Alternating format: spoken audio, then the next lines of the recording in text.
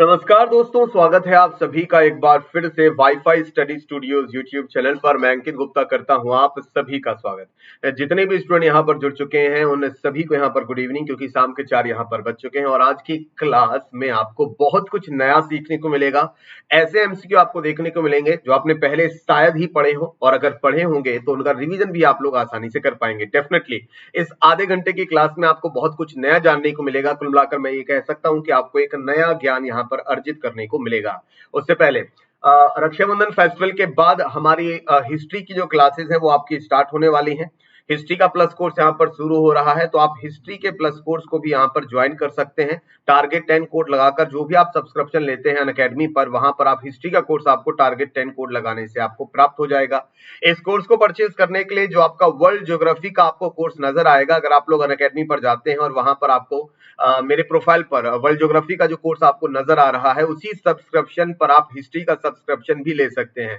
मतलब कि अगर आपने वर्ल्ड ज्योग्राफी वाली लिंक से आपने कोर्स को वहां पर परचेज किया है तो आपको वर्ल्ड ज्योग्राफी का कोर्स तो मिलेगा ही मिलेगा, इंडियन ज्योग्राफी का भी कोर्स आपको मिल जाएगा रिकॉर्डेड फॉर्मेट में, और फिर आप यहाँ पर हिस्ट्री की क्लासेस को यहाँ पर लाइव यहाँ पर पढ़ पाएंगे। सबसे पहले हम लोग मॉडर्न हिस्ट्री की यहाँ पर स्टडी करेंगे, मॉडर्न हिस्ट्री की यहाँ पर पढ़ाई करेंगे।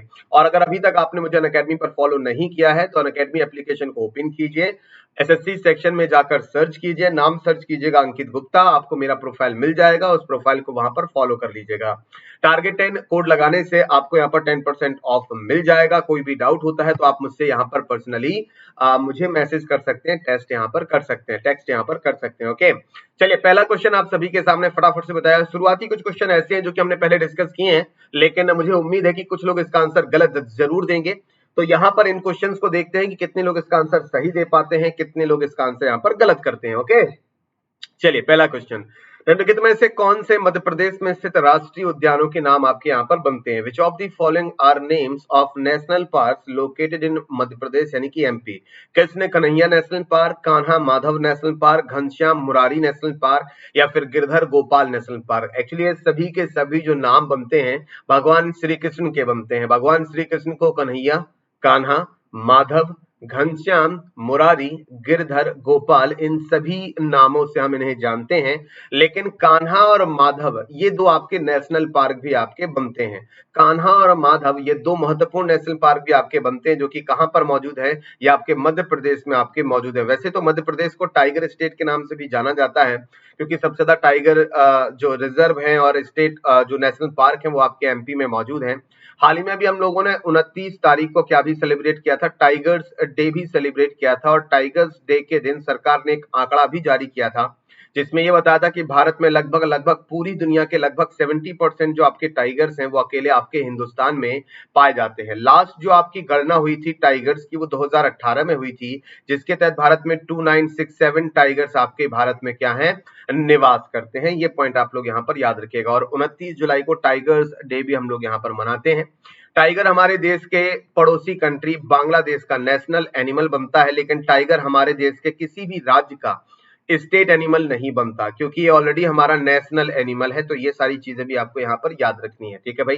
चलिए अगर मैं बात करता हूँ एमपी की, तो एमपी के बारे में एक सबसे महत्वपूर्ण तथ्य की क्षेत्रफल के हिसाब से एमपी भारत का दूसरा सबसे बड़ा राज्य बनता है, जबकि पहला सबसे बड़ा राज्य बनता है आपका राजस्थान। अगला प्रश्न, निम्नलिखित में से कौन सा मंदिर नेपाल की राजधानी काठमांडू में आपका मौजूद है? Which of these temples is located in Kathmandu the Nepal capital? Kamakhya मंदिर, पशुपतिनाथ मंदिर, विश्वनाथ मंदिर, बाबा बैद्यनाथ मंदिर। इसके बारे में मैंने आपको बताया था, आपको याद होगा। यहाँ पर सही जवाब आपका क्या बनता है? फटाफट लाइक और शेयर करके बताओ करेक्ट आंसर क्या बनेगा? पशुपतिनाथ मंदिर। जितने भी लोग यहाँ पर आंसर कर रहे हैं वो यहाँ पर अब बिल्कुल सही है। पशुपतिनाथ मंदिर काठमांडू नेपाल में आपका मौजूद है, और हाल ही में भारत के द्वारा 2.33 करोड़ की धनराशि इस मंदिर की स्वच्छता के लिए आपकी प्रोवाइड की गई थी। तो ये भी आपको यहाँ पर अच्छे से रट लेना है। काठमांडू शहर की बात करते हैं तो सिटी ऑफ टेम्पल्स के नाम से भी जाना जाता है, इसे सिटी ऑफ टेम्पल्स के नाम से भी जानते हैं। मंदिरों का शहर भी काठमांडू शहर को कहा जाता है। भारत में मंदिरों का शहर वाराणसी को कहा जाता है, और मदुरै को कहा जाता है। ये बात भी याद रखिएगा। नेपाल में राज्यों की कुल संख्या कितनी है? प्रांतों की कुल संख्या कितनी है? नेपाल में प्रांत टोटल 7 बनते हैं, और नेपाल दुनिया का इकलौता ऐसा कंट्री बनता है जहां पर जो उनका नेशनल फ्लैग बनता है वो आपका रेक्टेंगुलर शेप पे नहीं है, बल्कि इस तरह की ट्रायंगुलर शेप में इनका जो नेशनल फ्लैग है वो आपका है। ये दुनिया का इकलौता ऐसा झंडा है जो कि इस आकार का है। बाकी दुनिया में हर झंडे का आकार भारत की तरह होता है, कुछ इस तरीके से। ओके, चलिए अगला प्रश्न। भारत में बाघों का कौन सा अभ्यारण्य नेपाल के चितवन राष्ट्रीय उद्यान से आपका लगा हुआ? Which of these tiger reserve in India adjacent to the Chitwan national park in Nepal? Nepal की अगर मैं बात करता हूं तो भारत में उत्तराखंड के साथ सीमा साझा करता है, यूपी के साथ सीमा साझा करता है, बिहार के साथ सीमा साझा करता है और सिक्किम के साथ भी आपका ये सीमा साझा करता है। तो यहाँ पर अगर हम लोग बात करते हैं इनमें से जो बिहार स्टेट आपका बनता है, तो बिहार में आपका बनता है वाल्मीकि नेशनल पार्क। क्या बनता है? वाल्मीकि नेशनल पार्क बिहार में आपका मौजूद है। तो वाल्मीकि नेशनल पार्क की जो आपकी नॉर्थ बॉर्डर बनती है वो आपकी चितवन नेशनल पार्क नेपाल को कनेक्ट करती है, याद रखिएगा। इसके अलावा बक्सर नेशनल पार्क आपका वेस्ट बंगाल में मौजूद है, इसको भी रटिए। Corbett Jim Corbett national park आपका उत्तराखंड में मौजूद है, इसे भी याद कीजिए। और दुधवा नेशनल पार्क ये उत्तर प्रदेश का सबसे बड़ा नेशनल पार्क बनता है, इसको भी यहाँ पर याद कीजिए। एक और इंपॉर्टेंट चीज, जो आपका जिम कॉर्बेट नेशनल पार्क है वो भारत का पहला नेशनल पार्क है जिसे 1936 में हेली नेशनल पार्क के नाम से स्थापित किया गया था। और भारत में सबसे पहले जो आपका प्रोजेक्ट टाइगर है, प्रोजेक्ट टाइगर 1973 में आपका चलाया गया था। सबसे पहले प्रोजेक्ट टाइगर का यूज भी यहाँ पर आपका किया गया था। प्रोजेक्ट टाइगर का यूज या सबसे पहले प्रोजेक्ट टाइगर को जो लागू किया गया था वो जिम कॉर्बेट नेशनल पार्क में ही आपका लागू किया गया था, याद रखिएगा। ठीक है, अगला प्रश्न। निम्नलिखित में से किस जानवर का नाम अपने रंग से प्राप्त होता है? Which of these animal gets its name from its colour? Very easy question, बहुत ही आसान प्रश्न है, फटाफट से यहाँ पर बताएगा करेक्ट आंसर यहाँ पर क्या बनता है। और जो यहाँ पर सही जवाब बनेगा वो दिल्ली राज्य का स्टेट एनिमल भी आपका बनेगा। फटाफट से बताइएगा। एलिगेटर, बारहसिंगा, नीलगिरी तहर या फिर नीलगाय। एलिगेटर की बात करते हैं, घड़ियालों की बात करते हैं तो घड़ियाल स्टेट के नाम से एमपी को जाना जाता है, ये भी याद रखिएगा। और भारत की चंबल नदी में आपके सबसे ज्यादा घड़ियालों की संख्या आपको देखने को यहाँ पर मिलती है। बारहसिंगा की बात करते हैं तो यूपी है और यूपी के अलावा एमपी है। यूपी और एमपी दोनों के जो आपका स्टेट एनिमल बनता है वो आपका बारहसिंगा बनता है। नीलगिरी तहर की अगर मैं बात करता हूँ तमिलनाडु, और नीलगाय की बात करता है ये आपका दिल्ली का स्टेट एनिमल बनता है। नीलगाय का जो रंग होता है हल्का नीला होता है और इसका नाम नीलगाय आपका इसी से प्राप्त होता है। अगला प्रश्न, फटाफट लाइक एंड शेयर करते हुए चलिएगा। आंसर अगर पता है तभी आंसर करना है, गलत आंसर कोई प्रयास ना करे देने का। ठीक है भाई, चलिए।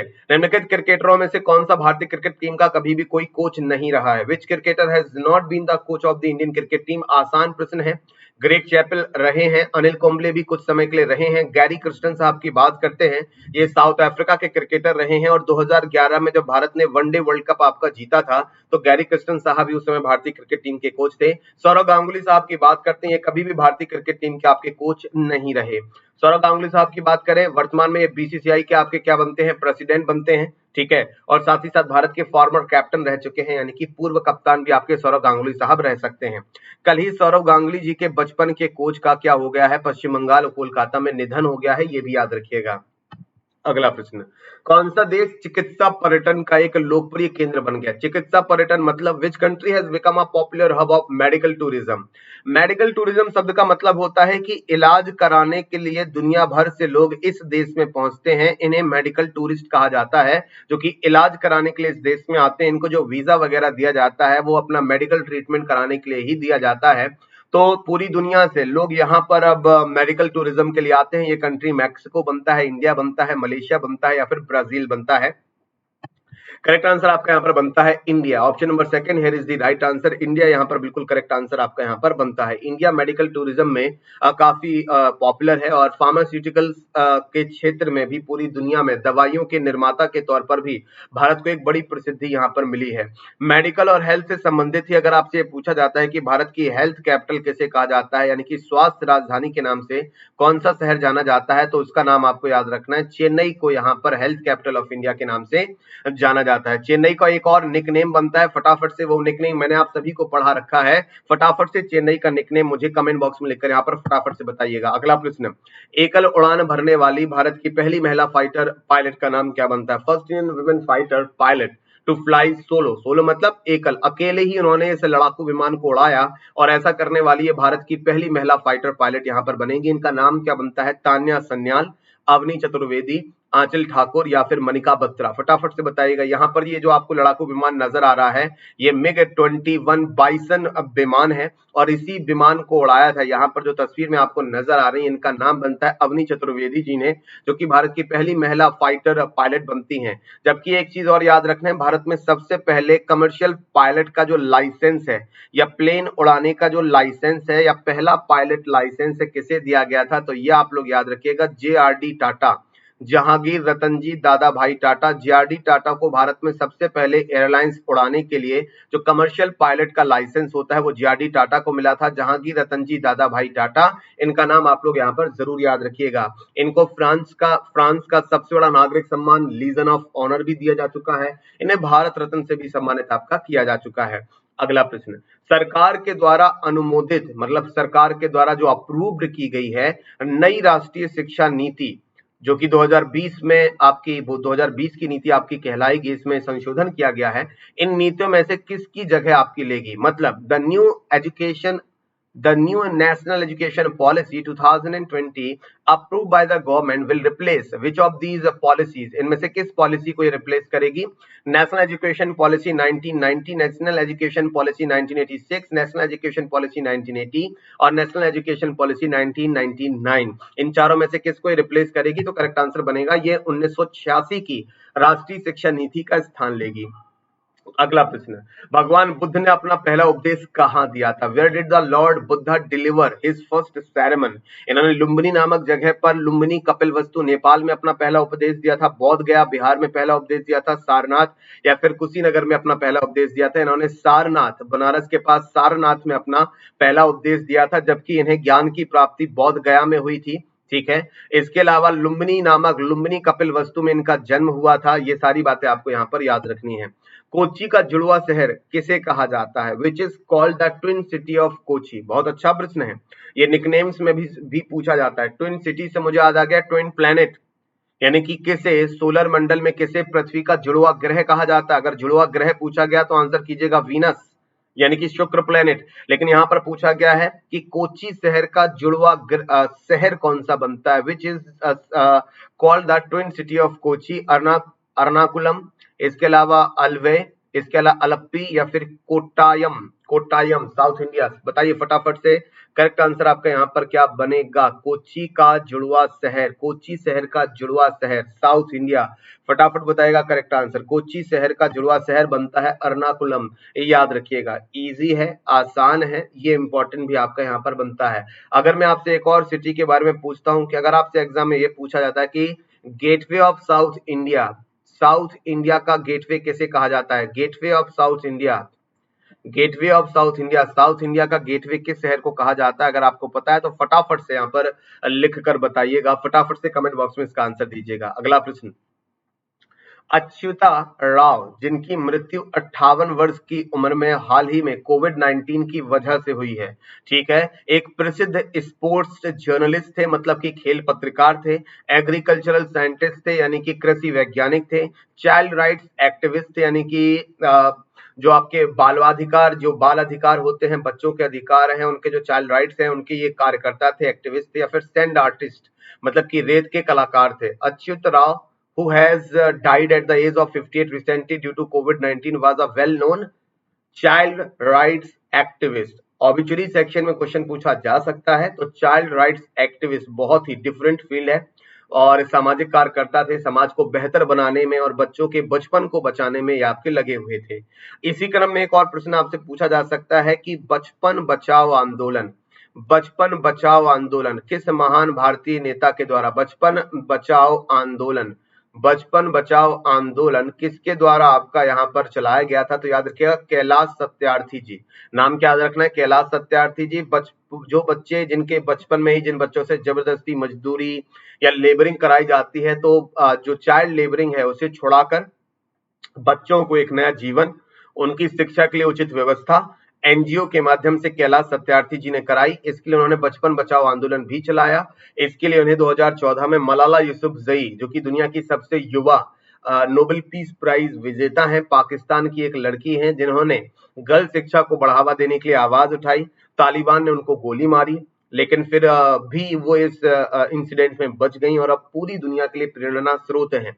तो मलाला यूसुफजई के साथ उनकी ऑटोबायोग्राफी बनती है I am Malala, the girl who stood up for education and shot by the Taliban, एक लड़की जो कि शिक्षा के लिए खड़ी हुई और जिसे तालिबानियों ने गोली मारी गई, ये उस बुक का पूरा नाम आपका यहाँ पर बनता है। ठीक है, चलिए आगे बात करते हैं। म्यांमार की अंतर्राष्ट्रीय सीमा कुल कितने देशों से आपकी लगती है या फिर जुड़ी हुई है? फटाफट से बताएगा।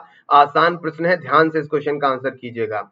ये क्वेश्चन एसएससी के एग्जाम में ही पूछा गया क्वेश्चन है। आप कहोगे कि नहीं सर ऐसा एग्जाम, तो मैंने आपसे हमेशा ये कहा है कि आपको हर उस कंट्री के बारे में याद करना है, सारी जानकारी आपको जुटानी है जो भारत के पड़ोसी कंट्री बनते हैं, चाहे फिर वो आपका श्रीलंका हो, चाहे फिर वो आपका पाकिस्तान हो, चाहे फिर वो आपका नेपाल हो, चाहे फिर वो आपका भूटान हो, ठीक है, चाहे फिर वो आपका म्यांमार कंट्री हो और चाहे फिर वो आपका बांग्लादेश हो। जितने भी भारत के पड़ोसी कंट्री बनते हैं उनके बारे में आप जितनी जानकारी जुटा सकें उतनी जानकारी आप जुटाइए। जैसे कि अगर आपको ये पता है कि भारत की सीमा कितने देशों से लगती है, तो उसी तरह आपको ये भी पता होना चाहिए कि भारत के पड़ोसी कंट्रीज की सीमा कुल कितने देशों से आपकी लगती है, आपको ये भी पता होना चाहिए। म्यांमार की अंतर्राष्ट्रीय सीमा कितने देशों से जुड़ी हुई है या फिर लगी हुई है? How many countries are connected to the international border of the Myanmar? 4 country, 5 country, 6 country, 7 country. सही जवाब यहाँ पर बनता है ऑप्शन नंबर सेकेंड, यानी कि 5 कंट्रियों की सीमा। कौन कौन से कंट्री है सर? देखो, बांग्लादेश की सीमा यहाँ से कनेक्ट होती है, ये वाली जो सीमा यहाँ पर कनेक्ट हो रही है वो बांग्लादेश। यहाँ पर जो बॉर्डर कनेक्ट हो रही है वो आपकी बॉर्डर कनेक्ट हो रही है इंडिया से। यहाँ पर जो आपकी बॉर्डर कनेक्ट होती है यहाँ तक वो होती है चाइना से, 3 कंट्री। इसके बाद लाओस से, यहाँ तक तो आपकी चाइना से ही कनेक्टेड है, यहाँ फिर लाओस से कनेक्ट होती है और लाओस के बाद ये आपकी जो लंबी सीमा जाती है ये आपकी थाईलैंड से कनेक्ट होती है। तो कुल 5 देशों के साथ बांग्लादेश अपनी सीमा यहाँ पर साझा करता है, सॉरी म्यांमार आपकी सीमा साझा करता है। म्यांमार की अगर हम लोग बात करते हैं तो नेपीडा यहाँ की क्या बनती है? कैपिटल बनती है, राजधानी बनती है। और म्यांमार की जो करेंसी बनती है वो बनती है क्यात। क्या बनते हैं? म्यांमार की करेंसी बनती है क्यात, KYAT, क्यात यहाँ की करेंसी आपकी बनती है, याद रखिएगा। अगला प्रश्न, भारत के नियंत्रक और महालेखा परीक्षक को किसके द्वारा आपका नियुक्त किया जाता है? Comptroller and Auditor General of India is appointed by Prime Minister of India, जज of the Supreme Court, President of India, Chief Election Commissioner of India. इन चारों ऑप्शंस में से आपको बताना है कि भारत के कैग यानी कि सीएजी किसे, मतलब कि कौन सीएजी को अपॉइंट करता है। यहाँ पर जो आपको तस्वीर नजर आ रही है ये राजीव महर्षि साहब की तस्वीर है, ये भारत के वर्तमान कैग बनते हैं यानी कि सीएजी अब बनते हैं। प्राइम मिनिस्टर ऑफ इंडिया, जज of the Supreme Court, President of India, याद रखिएगा ये एक आपकी जो पोस्ट है, ये पोस्ट संविधान अनुसार यहाँ पर प्रेसिडेंट ऑफ इंडिया ही इसको क्या करते हैं? अपॉइंट करते हैं। तो प्रेसिडेंट ऑफ इंडिया के द्वारा ही कैग को आपका अपॉइंट किया जाता है। वर्तमान में राजीव महर्षि साहब वर्तमान में सीएजी यानी कि comptroller and Auditor General of India आपके यहाँ पर बनते हैं। अगला प्रश्न, राष्ट्रीय शिक्षा नीति के तहत शिक्षा प्रणाली में बदलाव का सुझाव देने के लिए सरकार द्वारा गठित समिति के प्रमुख कौन थे? अभी हाल ही में जो आपकी नई शिक्षा नीति लागू हुई है, इस नई शिक्षा नीति को बनाने के लिए और इस नई शिक्षा नीति प्रणाली में बदलाव के लिए सुझाव देने के लिए सरकार ने एक कमेटी बनाई थी जो कि पूर्व इसरो प्रमुख के द्वारा लीड की गई थी। आपको बताना है, who was the head of the committee set up by the government to suggest changes in the education system under the national education policy? K Kasturi Rangan committee, ji Madhavan Nair committee, Madhav Gadgil committee और और के Radha Krishnan committee. Correct answer की यहाँ पर बात करते हैं, बनता है ऑप्शन नंबर 1 यानी कि के कस्तूरी रंगन कमेटी। ये पॉइंट आप लोग यहाँ पर याद रखिएगा। सीधा आपको यहाँ पर याद रखना है कि राष्ट्रीय शिक्षा नीति जिसमें काफी बड़े स्तर पर आपके बदलाव किए गए हैं उस पर सुझाव देने के लिए सरकार के द्वारा गठित समिति का नाम था के कस्तूरी रंगन कमेटी, याद रखिएगा, महत्वपूर्ण आपकी यहाँ पर ये बनती है। और 1986 यानी कि 1986 की जो आपकी एजुकेशन पॉलिसी थी उसका स्थान लिया है हाल ही में 2020 में आपकी लागू की गई या अप्रूव की गई राष्ट्रीय सुरक्षा नीति ने। इस राष्ट्रीय सुरक्षा नीति को बड़े पैमाने पर भारत के कोने कोने से लोगों से जो सुझाव मिले थे, यहाँ पर इस कमेटी ने भी लोगों से सुझाव मांगे थे कि आप लोग क्या सुझाव दे सकते हैं, क्या आप सजेशन यहाँ पर दे सकते हैं। तो यहाँ पर काफी ज्यादा सजेशन दिए गए हैं और इन सभी सजेशंस को ध्यान में रखते हुए आपकी नई राष्ट्रीय सुरक्षा नीति आपकी बनाई गई है। वीडियो पसंद आए तो प्लीज इसे लाइक और शेयर जरूर करें, फटाफट इसे लाइक और शेयर यहाँ पर करने का प्रयास जरूर करें। ओके, नेक्स्ट, भारतीय श्रमिक यानी कि जो इंडियन वर्कर्स हैं आपके पश्चिमी देशों के श्रमिकों की तुलना में कम कुशल क्यों हैं? ये क्वेश्चन अलग ही लेवल का है, अलग ही दर्जे का ये क्वेश्चन बनता है। ये क्वेश्चन एसएससी एग्जाम के एक प्रीवियस एग्जाम से लिया गया है, यानी कि ये क्वेश्चन पहला आपका एसएससी के एग्जाम में पूछा जा चुका है।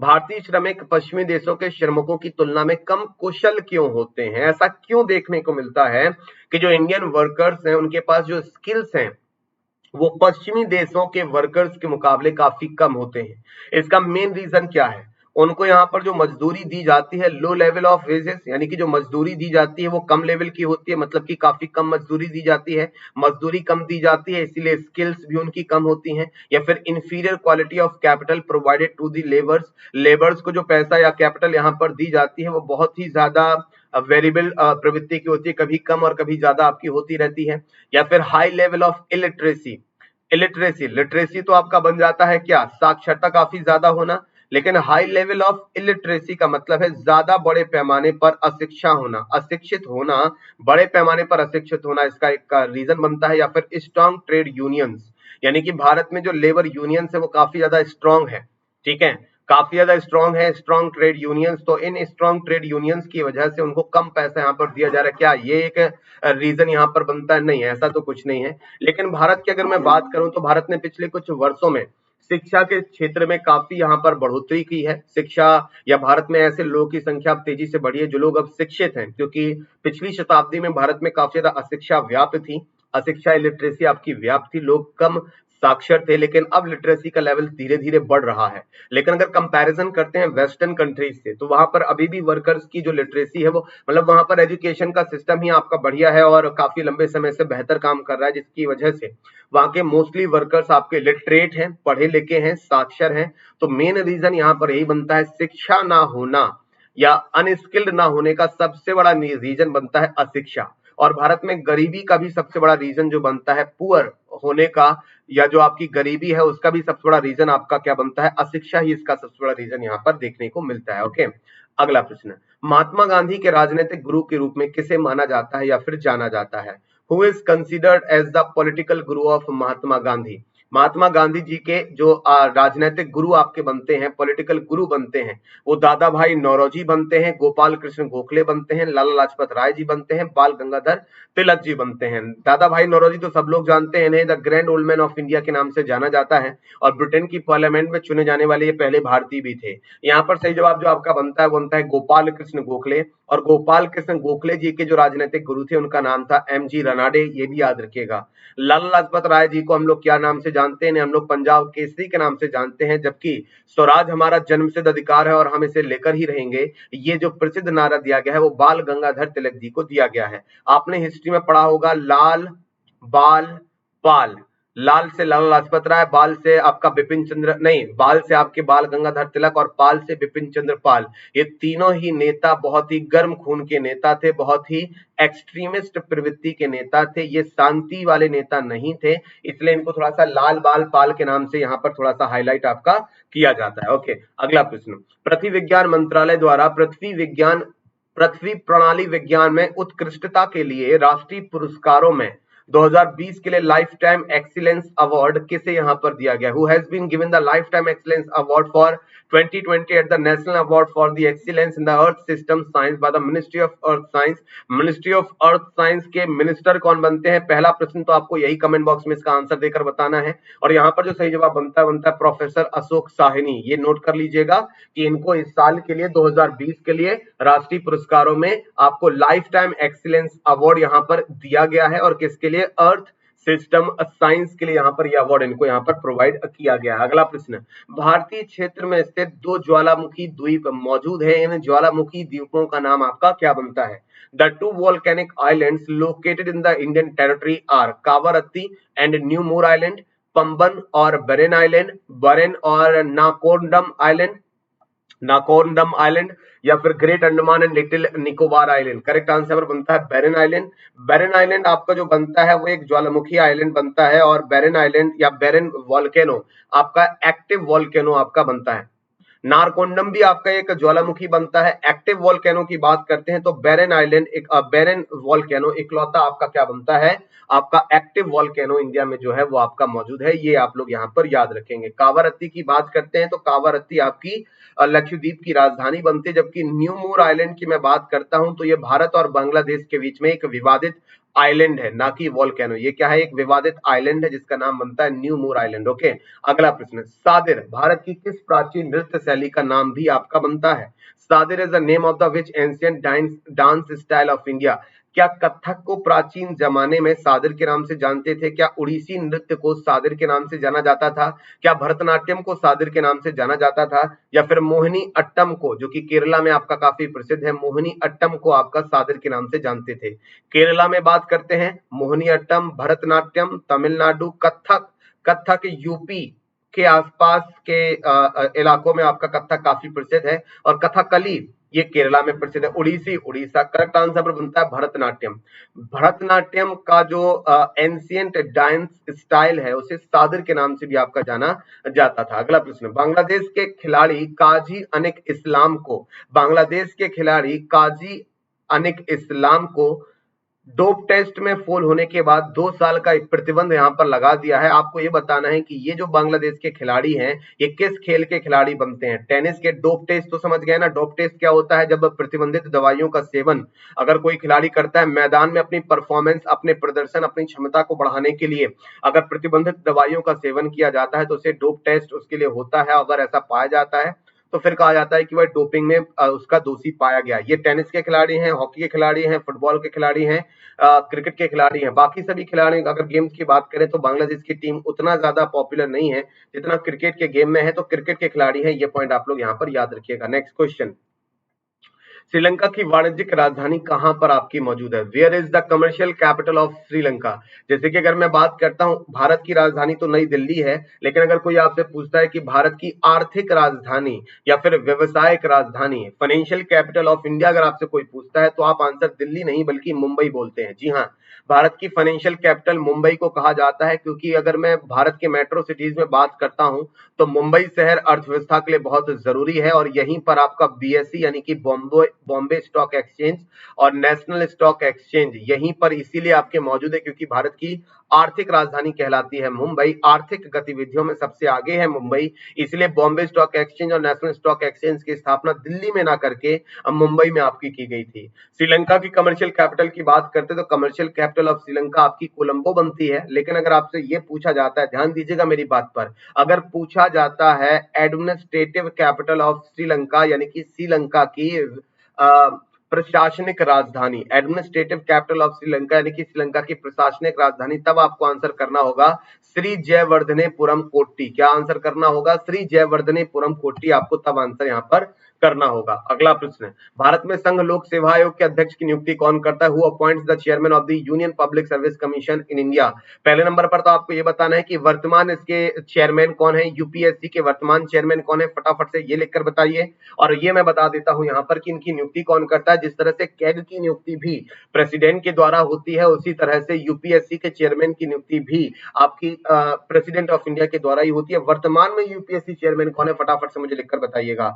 अगला प्रश्न, किस वैदिक पाठ में पहली बार पूर्वी और पश्चिमी समुद्रों का उल्लेख किया गया है? Which Vedic text mention the eastern and western seas for the first time? मतलब कि हमारा देश है, ये रहा हमारे देश का गुजरात राज्य, और गुजरात राज्य ये रहा आपका पूरा तट, और इस तरीके से ये आपका, इस तरह से हमारा भारत फैला हुआ है। तो हमारे भारत के वेस्ट में यानी कि पश्चिम में अरेबियन सी है, और हमारे भारत के ईस्ट में आपका यहाँ पर बे ऑफ बंगाल है। तो आपको ये बताना है कि किस वैदिक टेक्स्ट में सबसे पहली बार ये बात मेंशन की गई थी कि पूर्वी समुद्र और पश्चिमी समुद्र भारत के पूर्व और पश्चिम में मौजूद है। तंड्या ब्राह्मण, शतपथ ब्राह्मण, गोपथ ब्राह्मण या फिर कौशिकी ब्राह्मण, इन चारों टेक्स्ट बुक में से किसमें सबसे पहले इसका डिस्कशन किया गया है? तो सही जवाब यहाँ पर बनता है शतपथ ब्राह्मण।